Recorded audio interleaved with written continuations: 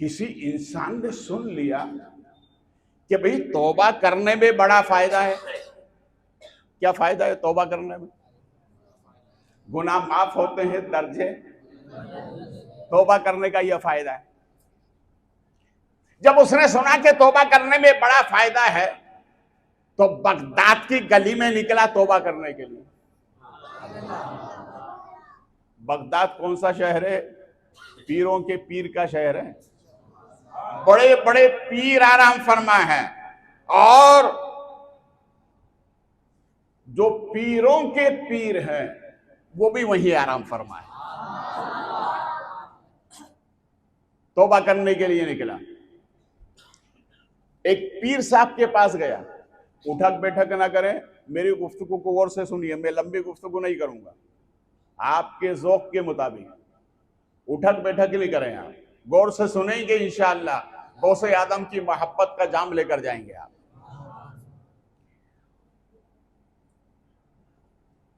तो वो तौबा करने वाला एक पीर साहब के पास गया और जाकर कहा कि मुझे तौबा करा दे। तो पीर साहब ने कहा हमने तो मेखाना खोली इसलिए रखा है, आजा। जब वो आगे बढ़ा तो हाथ देने से पहले कहने लगा हुजूर सुन तो लिए। कहा क्या बात है? कम में चोरी करना नहीं छोड़ूंगा। क्या नहीं छोड़ूंगा? आप तौबा करा दे मगर चोरी करना नहीं छोड़ूंगा। तो पीर साहब ने कहा तौबा करता ही या मजाक? या तो तौबा कर, चोरी छोड़, और अगर नहीं छोड़ता तो आगे जा। तो उसने कहा ठीक है हुजूर मैं आगे जाता हूं। एक पीर साहब के पास से फिर दूसरे पीर साहब के पास गया।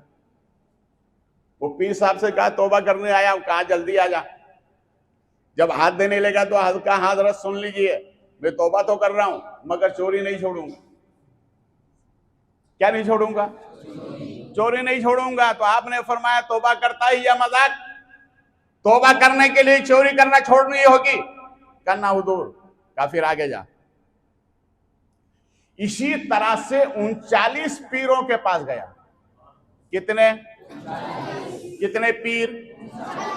बगदाद में पीरों की कमी नहीं और सब असली। गौसे पाक के जमाने के जितने पीर थे सब बोलो बोलो, आज भी असली है मगर नकली ज्यादा। असली है मगर नकली ज्यादा। होशियार रहना। बोलो बोलो। असली पीर को छोड़ना मत, नकली के पास जाना मत। कितने पीरों के पास गया? 39 पीर के पास। काम बना? कितने पीरों के पास? मगर काम नहीं बना। सुबह फजर की नमाज के बाद गली से निकला, यार कोई पीर मेरा काम करने के लिए तैयार नहीं। तो एक सामने से अल्लाह वाले आ रहे थे। अल्लाह वाले आ रहे थे। उसने पूछा क्यों भैया क्या हुआ, तेरा काम हुआ कि नहीं? कहा हुजूर अभी तक 39 के पास चला गया हूं, काम नहीं हुआ। तो आपने फरमाया जाओ मैं 40वें का पता देता हूं। किसका पता देता हूं? बोलो मोहब्बत से। हाँ, और 40 का आदत बड़ा पावरफुल होता है। हजरत आदम का खमीर 40 दिन गूंदा गया और जब रब ने चाहा मुजस्समा तैयार हो गया। हम औलादे आदम हैं, हमारे बाप का भी 40वां हुआ, हमारा भी 40वां होता है। अरे बोलिए, हंस रहे हैं आप? बताओ 40वां होता है कि नहीं होता है? बोलिए। अरे हम तो दुनिया में आने से पहले माँ के पेट में हमारा 40वां हुआ और हमने 40वें को ऐसा पकड़ा है, ऐसा पकड़ा है कि छोड़ने के लिए तैयार नहीं। बताओ 40वां करते क्यों नहीं करते? करते हो ना। तो 40वें में क्या होता है? हम रिश्तेदार को बुलाते हैं, खत्म कुरान कराते हैं, फिर उसके बाद दुआ करते हैं। मेरे नबी फरमाते हैं खत्म कुरान के बाद जो दुआ की जाती है फरिश्ते उसमें आमीन कहते हैं। क्या कहते हैं? फरिश्ते। इसलिए हम 40वें को ना छोड़े हैं और ना छोड़ेंगे। क्यों? सुनो कितना फायदा है 40वें में, मैं वहीं पर आऊंगा। मौलाना रूम अली रहमा बड़ी प्यारी बात फरमाते हैं।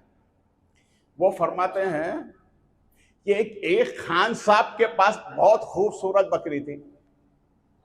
क्या थी भाई? बकरी को पालना हमारे नबी की सुन्नत है। बोलो ना यार, अरे इसमें बड़ी बरकत है। अगर घर से बलाओं को दूर करना है तो बकरी पाला करो। तो खान साहब के पास बहुत खूबसूरत बकरी थी। एक देहाती आदमी का गुजर हुआ तो उसने देख लिया तो बकरी समझ में आ गई। तो गांव वाले तो बकरी पालते ही है। उसने खान साहब से कहा भैया ये बकरी बहुत खूबसूरत है, आप बेचेंगे? कहा बिस्मिल्लाह। कहा लेके जाइए। कहा ठीक है। सौदा तय हो गया। अब जब वो गांव वाले ने उसकी लगाम पकड़ी तो खान साहब कहने लगे देखो भैया इस बकरी से मुझे बहुत मोहब्बत है। कहा फिर? कहा हर रोज घर देखने आऊंगा। कहा वेलकम, आप आइए। अब ये खान साहब कब जाते बकरी देखने? जब खाने का टाइम होता। कब जाते? जब खाने का टाइम होता। खान साहब रोजाना आदत बना ली खाने के टाइम पे। उन्होंने कहा मेरे मेहमान हैं। एक दिन वो गांव के देहाती आदमी ने सोचा या अल्लाह जितने की बकरी खरीद कर नहीं लाया उतने के तो मैंने खान साहब को खाना खिला दिया। उसने गांव के पंच को बुलाया, मेले वालों को जमा किया कि भैया ऐसा मसला है, मेरे मसले को हल करो। गांव के लोगों ने कहा एक काम करो, कल खान साहब जब आए तो दरवाजे का एक हिस्सा खुला रखना, एक बंद रखना, और जब वो करीब आए वो पूछे क्या हुआ, रोने लग जाना। पूछे क्या हुआ तो कह देना जिस बकरी से मोहब्बत करते थे वो मर गई, तो इस तरह वो आना बंद कर देंगे। अच्छा ठीक है। बड़ों ने मशवरा दिया। बोलो ना यार, किसने मशवरा दिया? बड़ों के मशवरे में बरकत होती है। औलाद हो तो माँ बाप से मशवरा करो, मुरीद हो तो पीर से मशवरा करो, शागिर्द हो तो उस्ताद से मशवरा करो, और उम्मती हो तो नबी से मशवरा करो। इसमें बरकत है। क्या है? क्या इसमें बरकत है? गांव वालों ने कहा अच्छा ठीक है। गांव वाला सुबह सवेरे जब पठान साहब का आने का टाइम हुआ, भैया जो खान साहब हैं वो बुरा ना माने, मैं एक बात बता रहा। जब खाने का वक्त हुआ तो उसने एक दरवाजे का हिस्सा बंद रखा, एक खुला रखा, और दरवाजे की ओट में बैठ गया कि जैसे करीब आए मैं जोर जोर से रोने लग जाऊं। इस तरह मैं कहूंगा वाना छोड़ देंगे। ठीक है साहब, बड़ों का मशवरा था, बैठ गए। खान साहब ने जब दूर से देखा एक हर रोज तो दोनों दरवाजे खुले रहते थे, यानी दोनों पल्ले उसके, आज एक बंद है, एक खुला है और एक बंद है। लगता है कि दाल में काला है। तो इन्होंने भी आज से ही चढ़ा ली कि जैसा सवाल होगा वैसा ही जवाब दूंगा।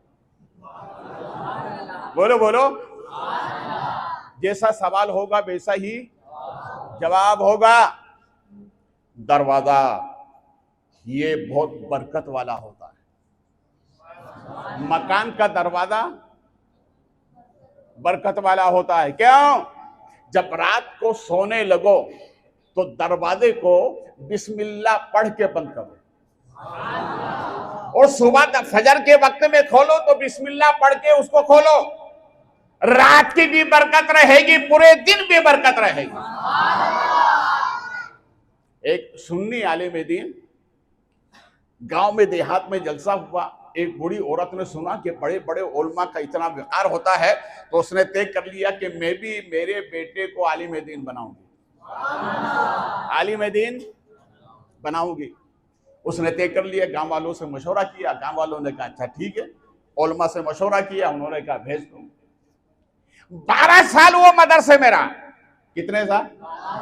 12 साल मदरसे में रहा, मुस्तनद आलिम बना। बोलो, कटमुल्ला नहीं। समझ गए ना आप? एक होता है मुल्ला, क्या होता है? एक होता है मुल्ला, और एक होता है मौलाना, और एक होता है मुश्किल कुशा। कौन होता है? मुश्किल कुशा। मुल्ला उसे कहते हैं जो मसले को सुलझा दे, यानी सुलझे हुए को उलझा दे, उसे मुल्ला कहते हैं। और मौलाना उसे कहते हैं जो बराबर मसला बता दे। और मुश्किल कुशा उसे कहते हैं कि दुनिया की भी मुश्किल हल कर दे, आखिरत की भी हल कर दे। इसलिए मौला अली को मुश्किल कुशा कहते हैं। बोलो बोलो मोहब्बत से, मौला अली को मुश्किल कुशा कहते हैं। मौला अली की खिदमत में एक शख्स आया, कहने लगा, हुजूर नमाज में सुकून नहीं मिलता। नमाज में तो मौला अली क्या फरमाते हैं? देखो कैसे मुश्किल कुशा है। फरमाते हैं सुकून नहीं मिलता तो सुकून से नमाज पढ़। अरे बोलो यार, सुकून नहीं मिलता तो सुकून से नमाज पढ़। एक शख्स आया, उसने सवाल किया, हुजूर ये आपके पास क्या है? क्या ये जुल्फ़िकार हैदरी है? क्या है? जुल्फ़िकार हैदरी है। क्या इसका काम क्या? क्या ये तलवार, ये दीवार के अंदर शिकाफ कर देती है, एक को दो कर देती है। क्या लाइए? उसने लिया, जोर से मारा तो दीवार हिली तक नहीं। तो कहने लगा, हुजूर आप तो बोल रहे थे 2 हिस्से हो जाएंगे, तो हिली तक नहीं। तो मौला अली फरमाते हैं मैंने अपनी तलवार दी है, मैंने अपना बाजू नहीं दिया है। अरे बोलो यार, मैंने तो तलवार दी है, बाजू थोड़ी दिया है। बाजू पहले मुश्किल कुशा का पैदा कर, फिर देखो तलवार दीवार हिलती है कि नहीं। ये है मुश्किल कुशा। बोलो वापस, ये क्या है? क्या है ये? मुश्किल कुशा। वो 12 साल के बाद आया। आने के बाद का बहुत दिनों के बाद आया हूं, अब मैं अपनी माँ की अच्छी खिदमत करूंगा, उसके बाद फिर अपनी नौकरी के लिए जाऊंगा। एक मर्तबा रात के वक्त ईशा की नमाज के बाद अपनी माँ के पैर दबा रहा है। दबाते दबाते माँ ने कहा, बेटा दरवाजे का एक हिस्सा खुला रखो, एक बंद रखो। दरवाजे का एक हिस्सा खुला रखो, एक बंद रखो। अच्छा ठीक है। पैर दबाते दबाते माँ की आंख लग गई। ये गए, दरवाजे का एक खुला रखा और एक बंद कर दिया। फिर पैर दबा रहे हैं। फिर सोचने लगे कि मेरी माँ ने कौन से पल्ले के बारे में कहा कि इसको खुला रखो, इसको बंद रखो। तो इसी दरमियान खिदमत करते करते पूरी रात हो गई। अब जाहिर बात है, दरवाजा खोलेंगे बंद करेंगे तो आवाज तो होगी ना। सुबह माँ ने फजर की नमाज के बाद बुलाकर कहा, बेटा रात को ये खटपट की आवाज कैसे आ रही थी? कहा, माँ मैं आपकी खिदमत कर रहा था, आपने कहा बेटा एक पल्ला खुला रखो, एक बंद रखो। मैं इसी सोच में रहा, कौन सा खुला रखूं, कौन सा बंद रखूं। इसी तरह खिदमत करते करते और पूरी रात दरवाजा बंद करते करते गुजर गई। तो माँ ने कहा, बेटा ये माँ बाप का जज्बा तुझे मिला कहां से? कहा, जो 12 साल मदरसे में रहा तो मेरे उस्तादों ने बताया कि माँ बाप की ऐसी खिदमत करना चाहिए। तो माँ ने हाथ उठा दिए, अर्ज किया, मौला इसके उस्तादों ने इसे माँ तक पहुंचाया, जा मैं तुझे खुदा तक पहुंचाती हूँ। नारा तो इस पे लगना चाहिए।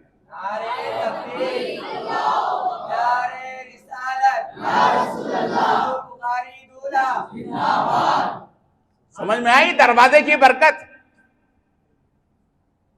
इसलिए दरवाजे पर लिखा करो, अस्सलातु वस्सलामु अलैका या रसूल अल्लाह। क्या लिखने का? और एक हरा झंडा लगा दो। क्या लगा दो? हरा झंडा लगा दो, ताकि देखने वाला समझ जाए ये किधर का है। अरे बोलो ना यार, बोलो बोलो। ये भोपाल दिल्ली वाला नहीं, ये तो बरेली वाला मालूम हो रहा है।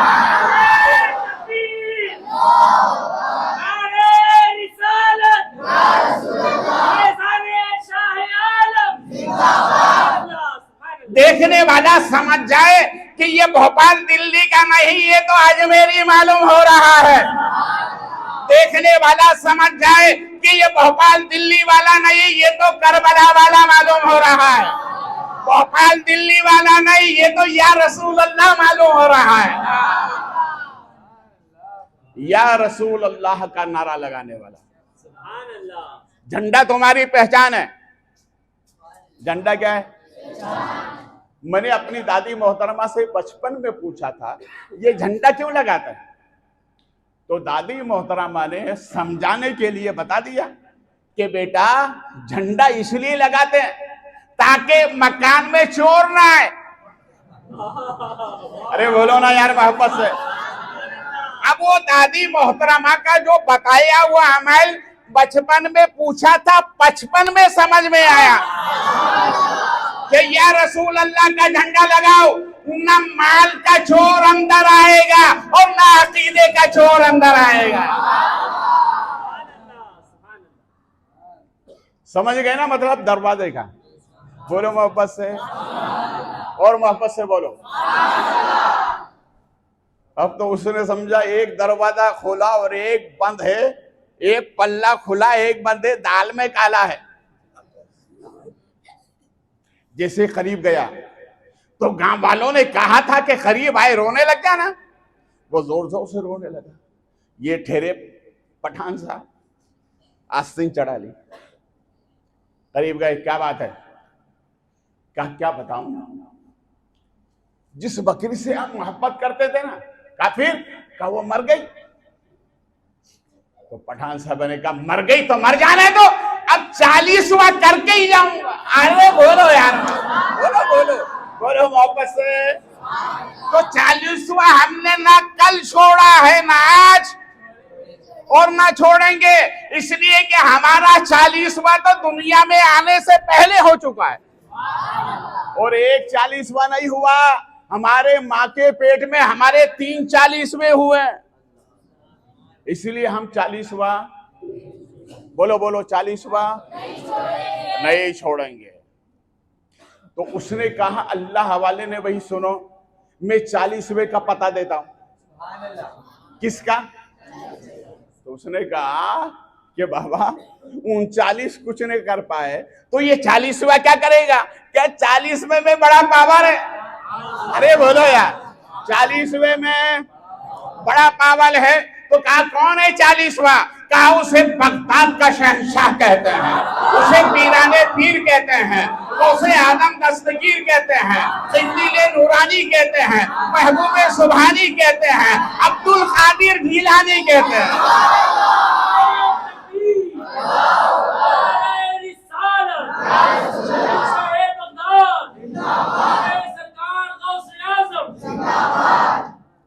लब्बैक या गौसे आदम, हाथ उठाकर बोलो लब्बैक। गौसे पाक देख रहे हैं। अरे सूरत में खाना जाना मस्जिद में मेरा जिक्र हो रहा है। गौसे पाक बोलो, गौसे पाक। गौसे पाक फरमाते हैं मैं पूरी दुनिया को ऐसे देखता हूं जैसे हाथ की हथेली पर राई का दाना। बताओ उस नक्शे में हिंदुस्तान है कि नहीं? और हिंदुस्तान में ये सूरत है कि नहीं? और इस सूरत में खाजा दाना है कि नहीं? वो गौसे आदम देख रहे हैं। कयामत के दिन रब ने पूछा मेरे बंदो क्या लाए हो? तो हम कहेंगे मौला हमने गौसे पाक का जिक्र खैर किया था। रब फरमाएगा दलील क्या है? तो गौसे आदम आ जाएंगे, मौला मैंने देखा है। रब फरमाएगा अब्दुल कादिर जा, तू भी जन्नत में जा, इनको भी जन्नत में लेकर।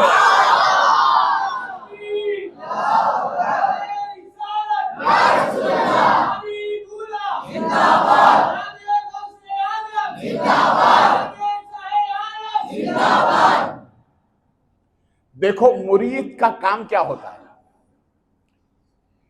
मुरीद कहते हैं कि जो फायदा पहुंचाए। गौर से सुनो,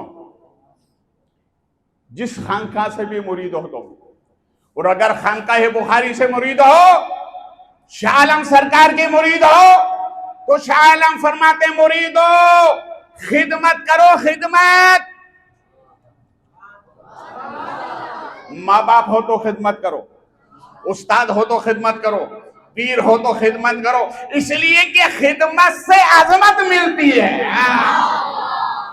खिदमत से अजमत मिलती है। मुरीद का काम है फायदा पहुंचाना। क्या पहुंचाना?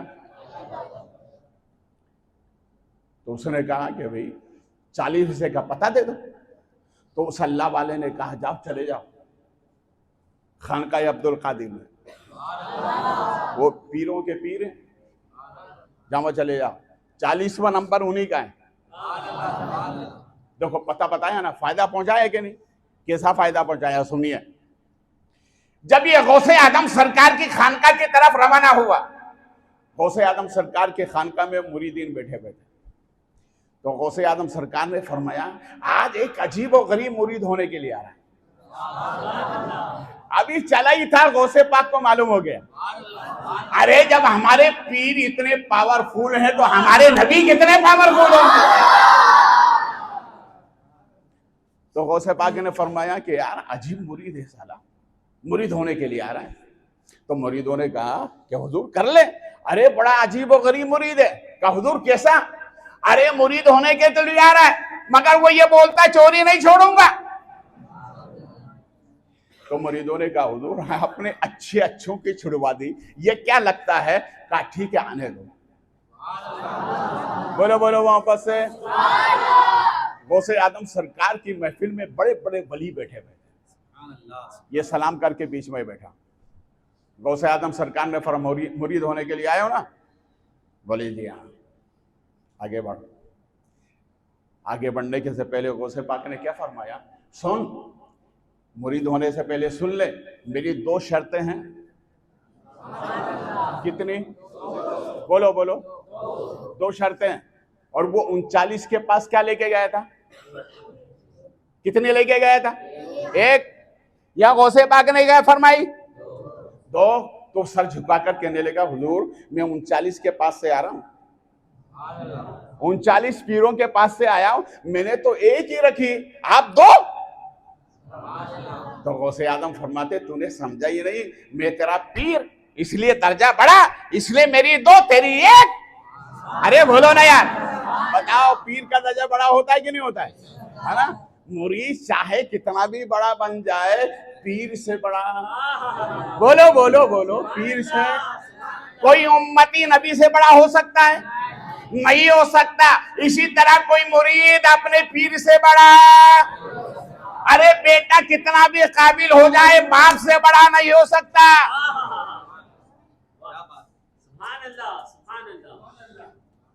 तो सर झुकाए कहने लगा हुजूर आपकी मर्जी। तो गौसे आदम ने फरमाया सुन, मेरी 2 शर्तें हैं। पहली शर्त ये, बोलो ना, जब भी बोलना तो सच बोलना। अरे बोलो यार। देखो ये सच्चों के सरदार हैं। इमाम अहले बैत के बाद इमाम हसन अस्करी से लेकर इमाम मेहदी तक बीच का जो जमाना है, इस जमानों में जितने सरदार हैं सच्चों के, उन सब के सरदार हैं गौसे पाक। उन सब के सरदार गौसे पाक हैं। क्या फरमाया? बोलना तो सच। क्या बोलना? अरे बोलो ना। अल्लाह हमें सच बोलने की तौफीक अता फरमाए। हम गौसे आदम सरकार के मुरीद हैं तो कम से कम गौसे आदम से यही मांगा करें, सरकार हमें सच बोलने की तौफीक अता फरमाए। गौसे आदम सरकार ने फरमाया सुन, बोलना तो बोलो यार। एक अल्लाह वालों के पास महफिल सजी हुई थी, तो एक ने कहा हुजूर बोलूं तो क्या बोलो? तो आपने फरमाया बोलना है तो सच बोलना, और सच अगर ना बोलना तो मत बोलना। कहा हुजूर नहीं बोलोगे तो कैसे काम चलेगा? तो फरमाया सुनो, मोमिन की ये शान है कि मोमिन एक सच बोलता है तो चांदी की तरह चमकता है, और जिंदगी भर सच बोलता है तो सोने की तरह चमकता है। इसलिए सच बोला करो। तो गौसे आदम ने फरमाया मेरी पहली शर्त यह है कि बोलना तो सच बोलना। कहने लगा हुजूर दूसरी? तो इरशाद फरमाया दूसरी शर्त यह है नमाज को कभी ना छोड़ना। नमाज का नाम सुनते ही सुन्नी मुसलमान की आवाज कमजोर हो जाती है। तुम हर मैदान में आगे हो, नमाज में भी आगे रहा करो। हर मैदान तुम्हारा रहेगा। हर मैदान, बोलो बोलो हर मैदान, बोलो हर मैदान। एक उस्ताद ने अपने शागिर्दों से पूछा, मेरे गुलामों, ए मेरे शागिर्दों, ये बताओ नमाज कौन नहीं पढ़ता? नमाज कौन नहीं पढ़ता? तो एक बच्चा खड़ा हुआ, हजरत जिसे नमाज पढ़ना नहीं आती वो नमाज नहीं पढ़ता है। अरे बोलो ना यार, जिसे नमाज पढ़ना नहीं आती वो नमाज नहीं पढ़ता। उस्ताद ने कहा ओके, तुमने सच कहा। दूसरे बच्चे से बोला बताओ नमाज कौन नहीं पढ़ता?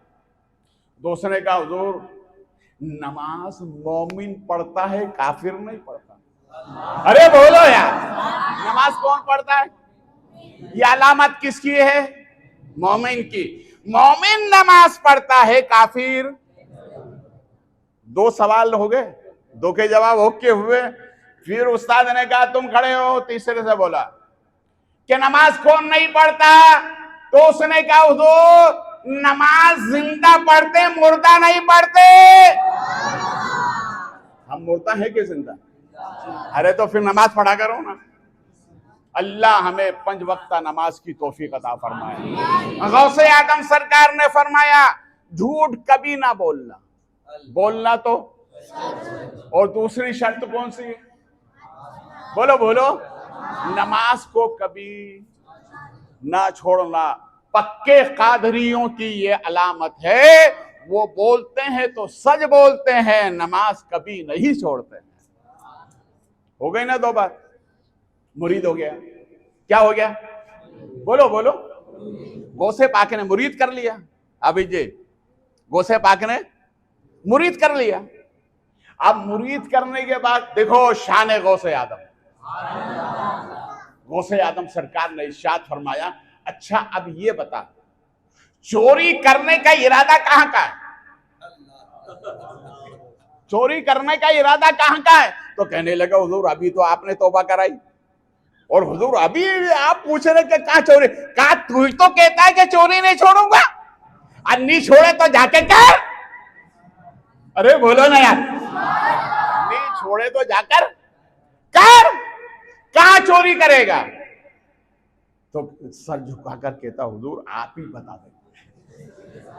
अरे बोलो यार, क्या कहता है हुजूर आज आप ही बता दे कहां चोरी करूं? तो गौसे आदम ने फरमाया बादशाह के यहां जाकर चोरी कर, जो बगदाद का खलीफा है उसके यहां जाकर चोरी कर। तो कहने लगा हुजूर अभी तक तो इतनी बड़ी हिम्मत नहीं की। फरमाया तूने समझा ही नहीं मुरीद होने का मतलब। अरे बोलो, मैं बड़ा पीर हूं तो मेरा मुरीद भी बड़ा होता है। तूने आज तक मुरीद होने का मतलब नहीं समझा। अब मुरीद हो गया दर्जा बुलंद, पहले छोटी चोरी अब बड़ी। जा बादशाह गया। तो कहने लगा हुजूर अभी तक तो हिम्मत नहीं की थी, अब बादशाह के यहाँ जाऊंगा तो उसके यहाँ तो गेट कीपर भी होंगे, नौकर चाकर होंगे, अंदर कैसे जाऊंगा? तो फरमाया तूने मुरीद होने का मतलब ही नहीं समझा। क्या हुजूर आप ही समझा दे? तो फरमाया आगे बढ़। आगे बिठाया, सर पे हाथ रखा। क्या रखा? उसके सर पे हाथ रखा और फरमाया बोल या शेख अब्दुल कादिर जिलानी शयन लिल्लाह। अरे बोलो यार, बोलो मोहब्बत से, या शेख अब्दुल कादिर जिलानी शयन लिल्लाह। सब मिलके बोलो या शेख शयन लिल्लाह। सर पे हाथ रखा। ये हाथ किसी और का नहीं, गौसे पाक का है। और जिसके सर पे गया जमीन और आसमान रोशन हो जाते हैं। गौसे आदम सरकार फरमाते मैं बचपन में 4 साल 4 माह 4 दिन का जब हुआ तो मेरी माँ बिस्मिल्लाह खानी के लिए उस्ताद के पास लेके गई। कहां लेके गई? उस्ताद के पास। कहा हजरत मेरे बेटे को बिस्मिल्लाह खानी करवा दें। अच्छा ठीक है। उस्ताद ने ताउस तस्मिया पढ़ाया और फिर अलीफ बे की तख्ती पढ़ाई, अलीफ से लेकर ये तक। कहां तक पढ़ाई? अलीफ से लेकर ये तक। जब अलीफ से शुरू किया ये पर पहुंचे तो गौसे पाक ने अपने उस्ताद से कहा हुजूर ये के आगे कुछ है? कहा नहीं बेटा ये के आगे कुछ नहीं है, ये के आगे कुछ नहीं है। कहा कुछ नहीं है? कहा हुजूर अगर माफ करें मैं बता दूं ये के आगे क्या है। अरे बोलो यार, देखो शान गौसे आदम। कहा हुजूर मैं बता दूं ये के आगे क्या है? कहा बेटा बताओ। कहा हुजूर माफ करिए कि मैं आपके सर पे हाथ रखूंगा। कहा रख दो। जब गौसे आदम ने हाथ रखा तो आपके उस्ताद कहते हैं कि ये गौसे आदम का हाथ सर पे आते ही जमीन से लेकर आसमान तक नूर ही नूर छा गया। अरे बोलो यार। तो गौसे आदम ने फरमाया उस्ताद ये के आगे ये है। ये के आगे बोलो मोहब्बत से, ये के आगे देखो तुम्हारे पीर की शान यार। हा ये है बचपन का आलम। तो बचपन में क्या रहा हो, ये तो बचपन का आलम। बचपन में क्या शान रही होगी? गौसे आदम सरकार की जो ताई थी जो आपको पानी वो दूध पिलाती थी, तो बचपन में उन्होंने गौसे पाक को देखा कि ये बच्चों के साथ खेलते थे। और कौन सा खेल खेलते थे? आंख मचोली वाला। हाथ रख दो आंख पर, पीछे से पूछो भाई मेरा नाम क्या है, इसको आंख मचोली कहते हैं। गौसे आदम सरकार बचपन में बच्चों के साथ खेल रहे थे, सबके हाथ पर सर रखा, सबने बताया कौन फला है फला है फला है। उसी दरमियान गौसे आदम उस मजमे से गायब हो गए, उस मजमे से गायब हो गए। जब गौसे आदम सरकार की विलायत के डंके बगदाद में बच रहे थे, ये तो बचपन का आलम था। जब आप बगदाद में वलियों के शहंशाह, जब आपकी शान विलायत देखी तो वो बुढ़िया दोबारा आई और आने के बाद में कहा अब्दुल कादिर एक बात समझ में नहीं आती, बचपन में आप बच्चों के साथ खेलते खेलते गायब हो जाते थे तो जाते कहां थे? अरे बोलो यार, जाते कहां थे? तो गौसे आदम फरमाते हैं मैं उस वक्त बच्चों के दरमियान खेलते खेलते जब उनको नहीं मिलता था तो चांद में जाके छुप जाता था। कहां छुप जाके? बोलो बोलो, कहां जाके? कहां जाके? आज दुनिया फख्र करती है कि चांद पे जाना सबसे बड़ा कमाल है। गौसे आदम ने बचपन में बता दिया ये मोहम्मदी अरबी के गुलाम की शान है कि चांद तो उसके कदमों में रहता है। कहां रहता है? गौसे आदम सरकार से वो भैया कहने लगी हुजूर बचपन में ये अब क्या है? तो गौसे आदम मुस्कुरा कर फरमाते हैं माँ वो तो बचपन का आलम था कि अब्दुल कादिर चांद में जाके छुपता था। आज मेरा ये आलम है कि हजारों चांद मेरे दामन में छुपे हुए हैं। हजारों चांद, बोलो बोलो हजारों चांद। इसलिए हाथ उठा कर कहो लब्बैक या गौसे आदम। क्या शान है अल्लाह ने पीरों के पीर की क्या शान अता फरमाई। तो गौसे आदम ने हाथ रखा, फरमाया बोल या शेख अब्दुल कादिर जिलानी। अरे बोलो बोलो, या शेख अब्दुल कादिर जिलानी। 3 मर्तबा पढ़ाया। कितनी मर्तबा? बोलो 3 मर्तबा पढ़ाया। जब हाथ हटाया और उसने जब आंख खोली तो बादशाह के महल में। कहां पहुंचा दिया उसे? बोलो कहां पहुंचा दिया? बादशाह के महल में। दिल्ली में एक बहुत नाम रोशन है जिसे महबूब इलाही कहते हैं। अरे बोलो यार, अल्लाह का महबूब, महबूब इलाही अल्लाह का महबूब इलाही की बारगाह में एक मुरीद आता, और आता कब इतना होशियार था कि जब हज का मौका आता जब ही आता था, साल में एक मर्तबा आता और कहता हुजूर हज करने जाना है, हज करने जाना है, हज करने जाना है। एक मर्तबा आया तो महबूब इलाही मूड में थे, खादिम से फरमाया जा इसे हज करा दे दो, जा इसको हज करा दे दो। वो खादिम बाहर लेकर निकला, खानका के सामने एक दायरा बनाया गोल और उसमें बिठा दिया, और बिठाकर फरमाया आंखें बंद कर। आंखें बंद कर ली। आंखें बंद करने के बाद फरमाया खोलना मत। कहा ठीक है, ये बता अभी कहाँ है? कहा खाने काबा में हूं। अरे बोलो यार, बोलो बोलो, खाना काबा में हूं। कहा आप क्या कर रहा है? कहा तवाफ कर रहा हूं। कहा आप क्या है? कहा मीना में हूं। कहा अरफात में हूं। कहा मुस्तल्फा में हूं। कहा आज जमीये रिमाया कर रहा हूं। कहा कुर्बानी कर रहा हूं। कहा हलक करवा रहा।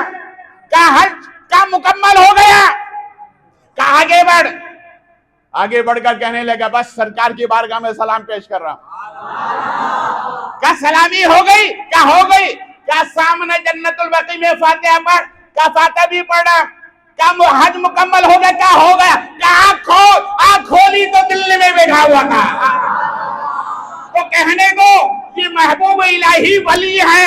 जब वली का ये आलम है तो जो वलियों के वली है उनका क्या आलम होगा?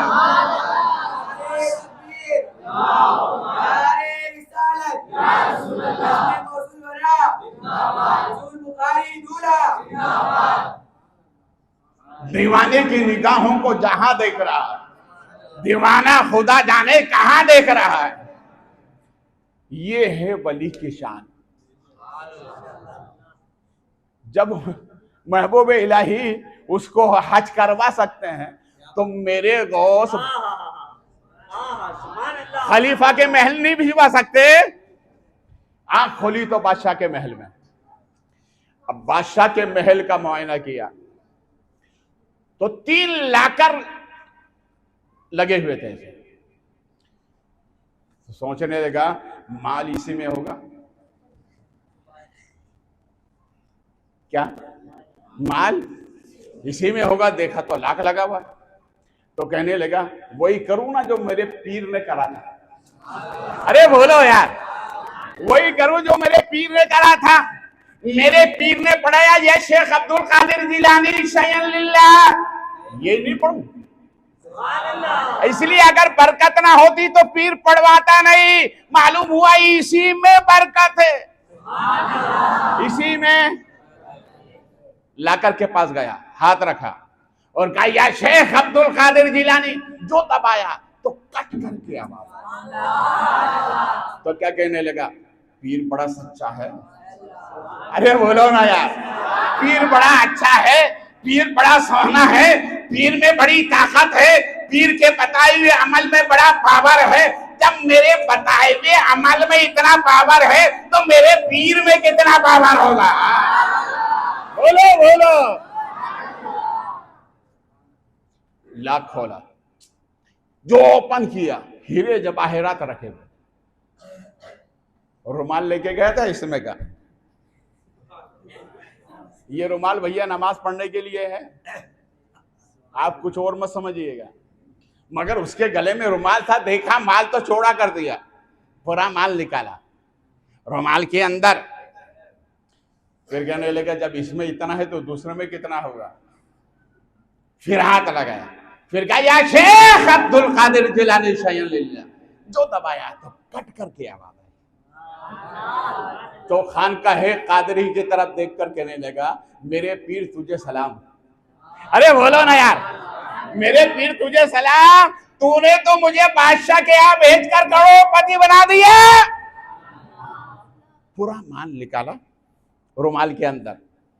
अब सोचने लगा अभी तो थोड़ा टाइम है अजान होने में, फजर की अजान होने में थोड़ा टाइम है, तो तीसरे को भी हाथ साफ ना कर लो। तो तीसरे के पास गया, पकड़ा, कहा या शेख अब्दुल कादिर जिलानी। जो दबाया वो भी कट करके आवाज आई। जो तो खोला तो उसमें सबसे ज्यादा रखा हुआ था। तो कहने लगा अब्दुल कादिर तुझ पर मेरी जान कुर्बान। अरे बोलो यार मेरे पीर तुझ पर मेरी जान कुर्बान। आज का मुरीद तो दिखावे का होता है, कल का मुरीद पक्का होता था। तो जहां ठोकर लगाता था वहां से पानी निकल जाता था। कल के पक्के मुरीद थे। आज के तो फोन करते हैं, भैया आ गए पीर साहब, ठीक है टाइम पे आऊंगा, थोड़ी देर चेहरा बताया फुरो, और सर पे जब मार पड़ती है तो फिर पीर याद आता है। दिखावे के ना बनो, सच्चे बनो तो ही बरकत मिलेगी। दिखावे में कुछ भी नहीं है। पीर मुरीद बनो तो ऐसे बनो। पूरा माल निकाला, अब गठड़ी बांधी उसकी। क्या बांधे? बांधते कि नहीं बांधते? दो कोने इधर से यूं, दो कोने इधर से यूं। माल इतना ही ज्यादा था। हम माल उसने उठाया, उठाकर वजन लगा सीने तक। क्या कहता है? या पीर अल मदद। अरे बोलो ना यार, आप मुस्कुराते भी रहो, बोलते भी रहो, इसलिए कि मोमिन का मुस्कुराना ही सदका है ना। मुस्कुरा कर सुनोगे, गौसे पाक हमेशा तुम्हें मुस्कुराता रखेंगे। या पीर अल मदद। थोड़ा हल्का हुआ, सर पे रखा, तो कहने लगा पीर बहुत वजन है इसमें, मगर सलाम आपको, आज तो मुझे किस्मत ही बदल दी तुमने। क्या बदल दी? किस्मत ही बदल दी। सर पे रखा, कदम उठाने ही चाहता था कि अल्लाह के घर से आवाज आई, अल्लाहु अकबर अल्लाहु अकबर। काय की आवाज आई? बोलो मोहब्बत से। गौसे आदम सरकार ने क्या फरमाया था? नमाज कभी, अरे बोलो बोलो यार, नमाज कभी मत छोड़ना। उसने पूरा माल की गठड़ी जमीन पे रखी और अजान हो रही थी। अजान हुई, हाथ बांध के खड़ा हो गया, अल्लाहु अकबर। इसलिए कि मेरे पीर ने कहा कि नमाज कभी, बोलो बोलो, नमाज। अब इधर पीर साहब की नमाज हो रही है और उधर जो बादशाह था ना, उसने नियत मान रखी थी, हाजी साहब उसने मन्नत मान रखी थी कि जो पीर मेरे यहां पर बगैर बुलाए खुद ब खुद आएगा, मैं उसी का मुरीद होऊंगा।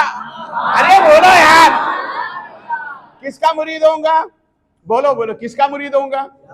जो खुद ब खुद मेरे महल में पीर साहब आएगा, मैं उसी का मुरीद होऊंगा। ये मन्नत उसने मान रखी थी, मगर इस मन्नत को हो गए 39 साल, अभी तक पूरी नहीं हुई। कितने साल? 39 साल। इधर पीर कितने थे? अरे बोलो यार, 39 पीर इधर। 39 साल मन्नत माने हुए हो गए कि जो पीर खुद ब खुद आएगा उसी का मुरीद होऊंगा। वो बादशाह नमाज का पाबंद था। पहले के बादशाह नमाज के बहुत पाबंद होते थे, और पहले के बादशाह वलियों के कदमों में बैठते थे। कहाँ बैठते थे?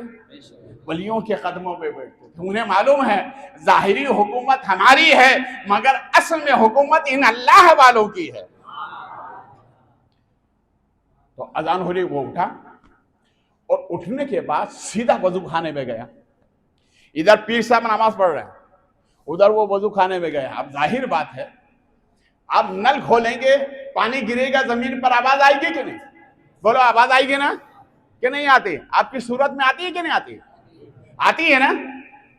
जब वो नल खोलकर बादशाह वजू करने लगा, पानी गिरने लगा, तो इसने समझा पीर साहब ने कि बादशाह बेदार हो गया। अब जब बादशाह बेदार हो गया तो मैं पकड़ा जाऊंगा, तो उसी खौफ में थर थराने लगा। बादशाह ने वजू किया, वजू करके जो पीछे पलट कर देखा तो नमाज हो रही थी। क्या हो रही थी? बोलो बोलो, क्या हो रही थी? नमाज हो रही थी। तो बादशाह ने हल्की सांस लेकर जानिब आसमान देखकर कहा, ए अल्लाह तेरा लाख लाख शुक्र है, मेरी 39 साल की मन्नत पूरी हो गई। आज पीर साहब बगैर बुलाए मेरे यहाँ पर आ गए। अरे बोलो बगैर बुलाए मेरे यहाँ। अब मुरीद इन्हीं से होना है। मुरीद बोलो ना, मुरीद। अरे चलते फिरते से मत हुआ करो। ये तुम्हारा हाथ बड़ा कीमती है, सबको मत दिया करो। इस हाथ में न ये जाम आना चाहिए, इस हाथ में न ताश के पत्ते आना चाहिए। देखा कभी आपने इस हाथ को यूं करो तो अल्लाह नजर आता है, और इस हाथ को यूं करो तो पंचतन पाक नजर आते हैं। इतना कीमती तुम्हारा हाथ है, फिर भी गुनाह करने में कसर नहीं करते हो। बड़ा कीमती हाथ है, इतना कीमती है, इतना कीमती है कि गौसे आदम सरकार का एक मुरीद दरिया दजला में आ गया, डूबने लगा। तो हजरत खिज़र को हुक्म हुआ, जाओ उसे आए बचा लो। डूबने वाले के पास गए, बुजुर्गों ने कहा है डूबते को तिनके का सहारा काफी है। डूबने वाले मुरीद से कहा हाथ बढ़ा, हाथ में हाथ दे, किनारे पे पहुंचा दूंगा। तो वो मुरीद अंदर से कहने लगा हजरत माफ करो, ये वो हाथ नहीं है जिस हाथ में मैंने हाथ दिया था। मेरे पीर अब्दुल कादिर का हाथ होगा तो ही हाथ दूंगा।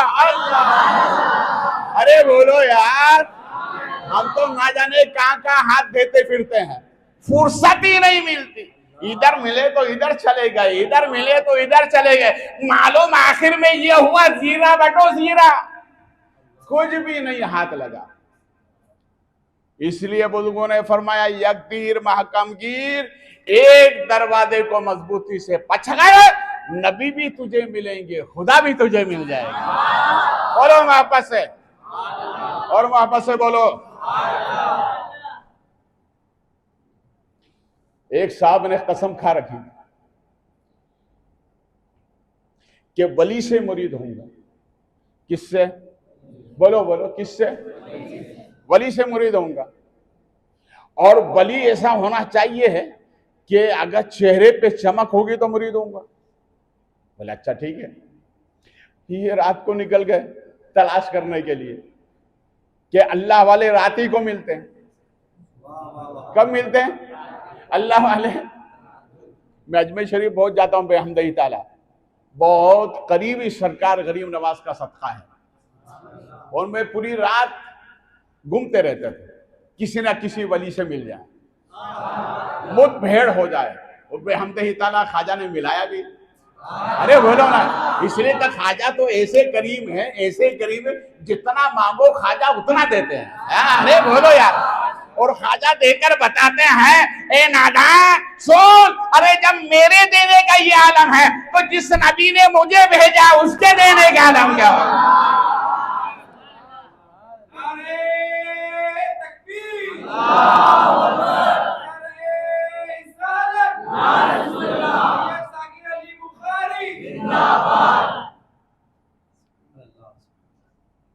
इतना नबी देता है। बोले मोहब्बत से, तुम्हें भी जान लेना हो तो कहीं मत जाना। आबा बाबा के चक्कर छोड़ दो। हिंदुस्तान में सबसे बड़े बाबा का नाम है गरीब नवाज। बोलो मोहब्बत से क्या नाम है? बोलो मोहब्बत से क्या नाम है? अरे जो नमाज ना पढ़े, शरीयत पे अमल ना करें और कहे कि मैं तो मक्के में जाके नमाज पढ़ता हूं, ऐसे पीरों के चक्कर में मत आना।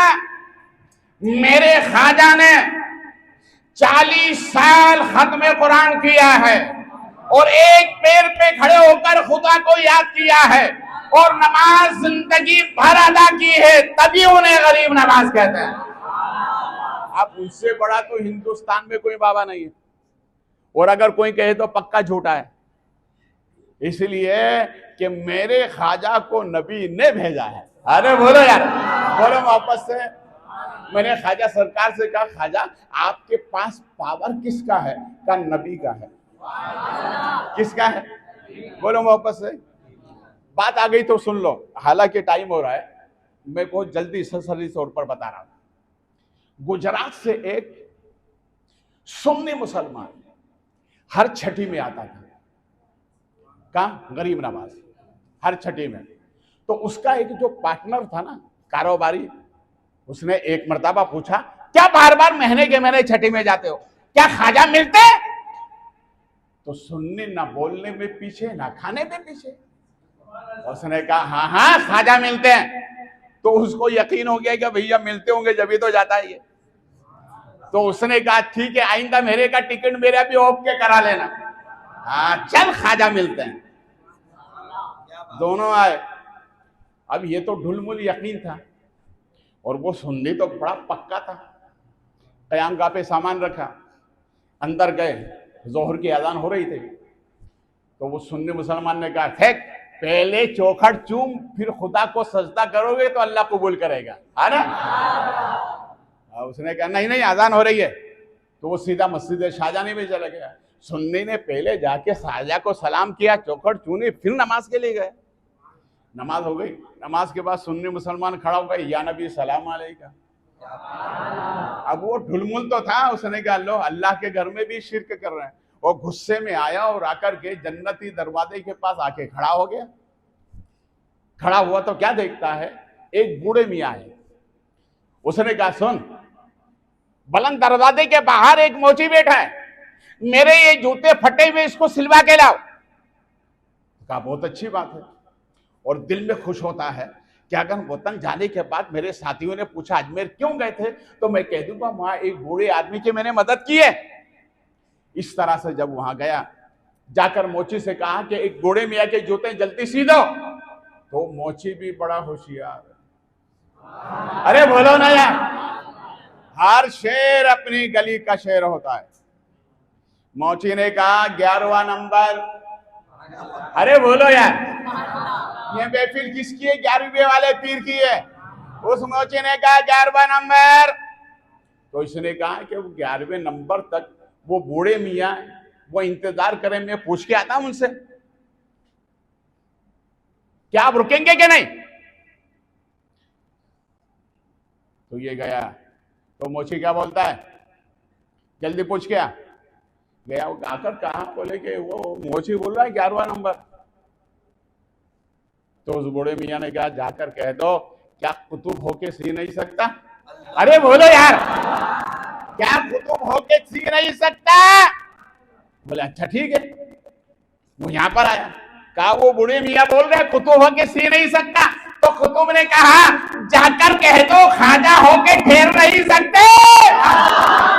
अरे बोलो यार, और मोहब्बत से बोलो, खाजा के नाम का नारा लगा।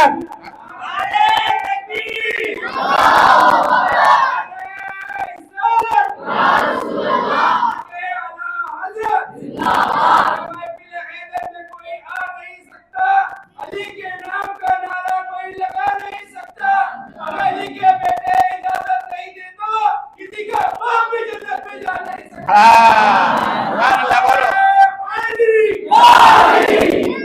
कभी कभी तो कोई नवाजे,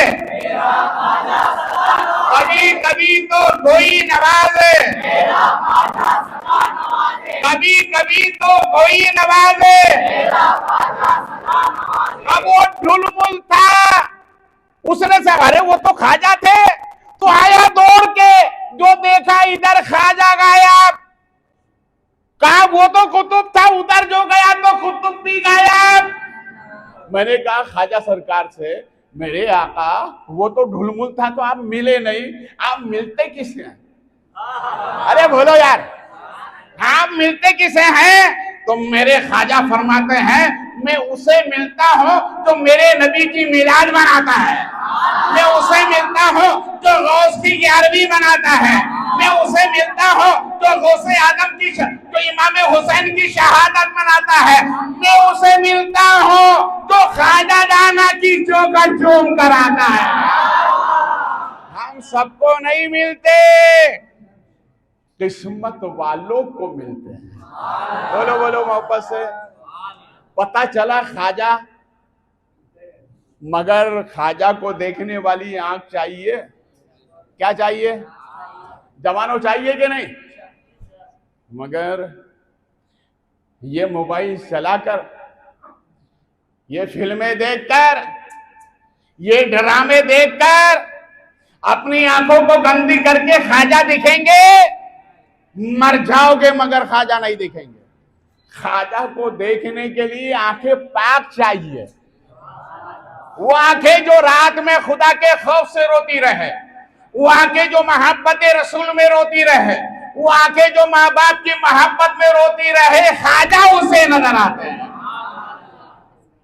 ख्वाजा ख्वाजा उसे नजर आते हैं। किसी आशिक ने बड़ी पते की बात कही, सुना दो, बोलो, सुना दो।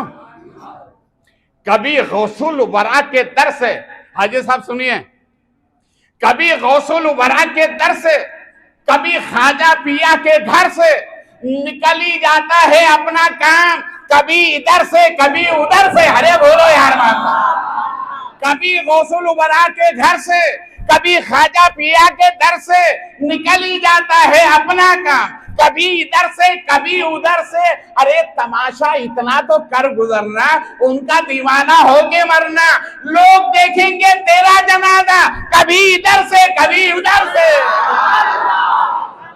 अरे बोलो ना यार, और मोहब्बत से बोलो। बादशाह कहने लगा 40 साल की मन्नत पूरी होगी। अरे बोलो ना यार, मैंने छोड़ा नहीं, जहां छोड़ता हूं वहीं पकड़ता हूं। बुखारी जिसको पकड़ लेता छोड़ता नहीं, इसलिए कि मेरे दादा ने आज तक किसी को नहीं छोड़ा है।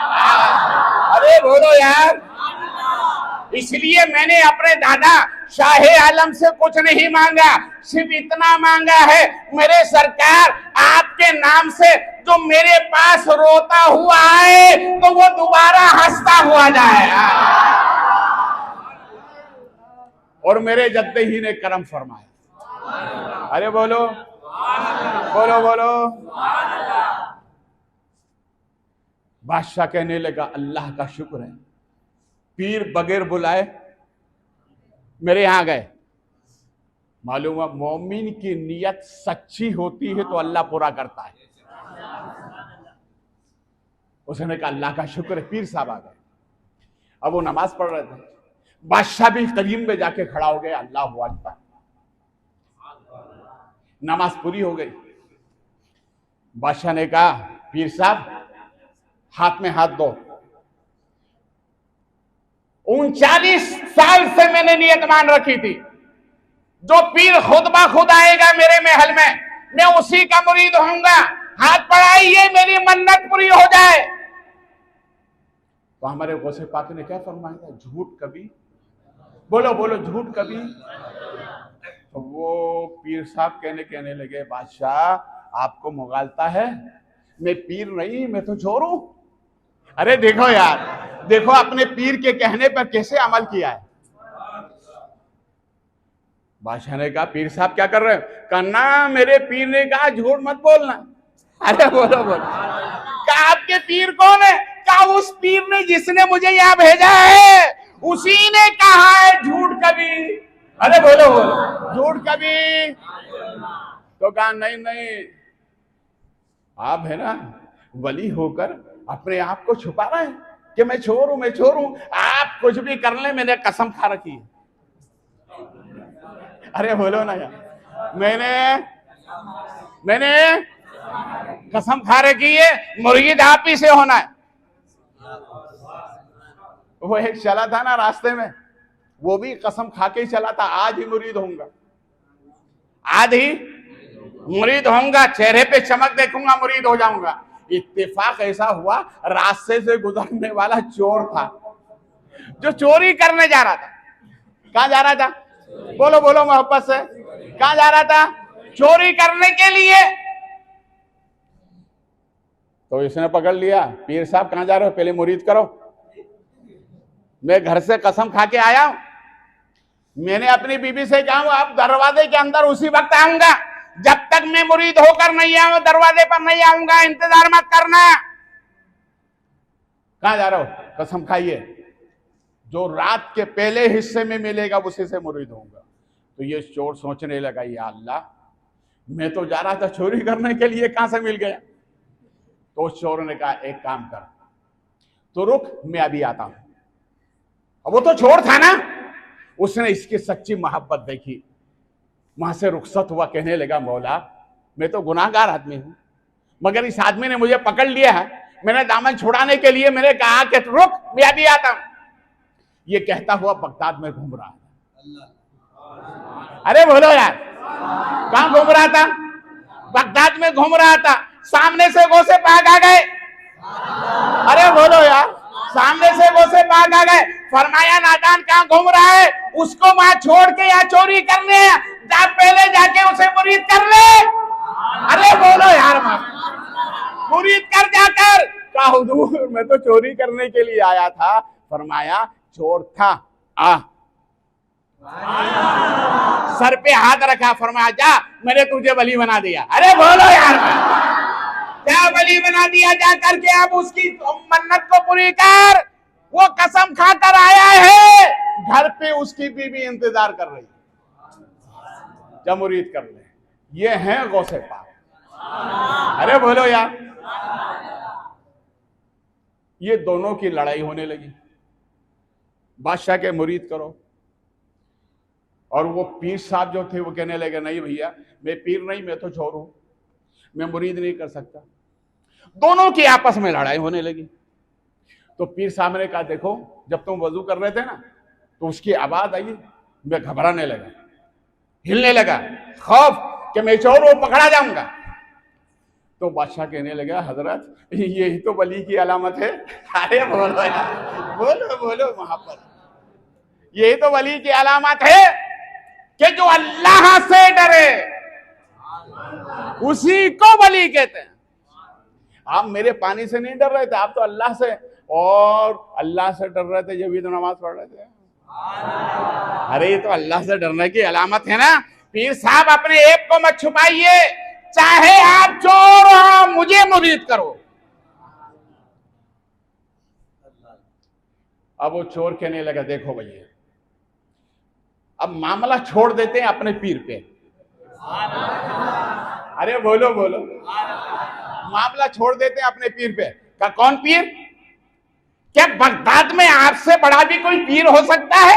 अरे आप खुद ब खुद आ गए, इससे बड़ा कौन सा पीर हो सकता है? कहा, सुन नादान, तो मुगालते में है, जिसने मुझे यहाँ भेजा वो मेरा पीर है।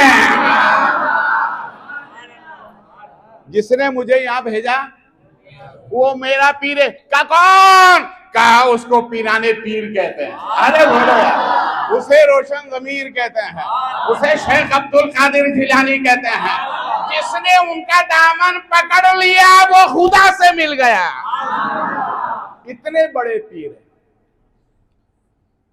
तो उसको समझ में आई कि यार वाकई में बगदाद से में इससे भी बड़ा पीर है। तो कहने लगा कि बाबू क्या करना पड़ेगा? तो वो चोर कहने लगा, घबरा मत, आदमी जब मुरीद होता है तो बहुत होशियार हो जाता है। अरे मुस्कुराकर बोलो ना यार, बहुत होशियार, मैं बहुत होशियार हो गया। देख, तेरा खजाना पूरा मेरे रुमाल पे बंधा हुआ है, वाकई में लेके चला जाता। वो तो मेरे पीर ने कहा था नमाज को नमाज के वक्त में पढ़ने का, वो नमाज की वजह से रुक गया, ये तो माल गायब हो जाता। तो कहने लगा, हजरत आप कुछ भी करिए, मैं तो छोड़ूंगा ही नहीं। अब बात ये तय हो गया, अच्छा ठीक है, चलो बैठोगे, अपन गौसे पाक के पास चलते। तो बादशाह कहने लगा, हजरत आप देर मत करो, पहले मुरीद कर लो। कहा, ना बाबा, मैं तो चोर हूं, मैं मुरीद नहीं कर सकता, इसलिए कि मेरे पीर ने बोला झूठ कभी। भैया मैं नहीं कर सकता। काफिर का एक काम कर, जो तरीका मेरे पीर ने बताया ना, उसी तरीके पर अमल करेंगे, अपन दोनों पीर हो जाएंगे। क्या वो क्या तरीका है? क्या देख, मेरे पीर साहब ने जब मुझे मुरीद किया तो सामने बिठाया, तू भी सामने बैठ। बादशाह दोनों जानों बैठ गया। क्या हजरत और बोलिए? कहा, बराबर, हाथ रख लिए, आंखें बंद कर, आंखें बंद कर ली। कहा गया सुनो जब तक मैं नहीं बोलूं जब तक खोलना मत। कहा नहीं खोलूंगा जरा। उसने सर पे हाथ रखा। अरे बोलो यार, गौसे आदम ने चोर को क्या कमाल अदा कर दिया, बादशाह भी भीख मांग रहा। इसलिए कहते हैं ए मुल्क भारत में रहने वालों, जहां कुर्सी की बादशाहत काम नहीं करती वहां मेरे ख्वाजा की करामत काम करती है। कौन सी दुनिया में हो तुम, घबराने की जरूरत नहीं। हमारे ख्वाजा जिंदाबाद। बोलो बोलो। और जब तक ख्वाजा का थोला गुंबद आबाद रहेगा, इस मुल्क भारत में सुन्नी मुसलमान आबाद रहेगा। अच्छा वही तरीका करते हैं जो मेरे पीर ने बताया, ठीक है। उस चोर ने हाथ रखा, कहां पर रखा? सर पे। कहां रखा? गौसे आदम ने उसके सर पे हाथ रखा था।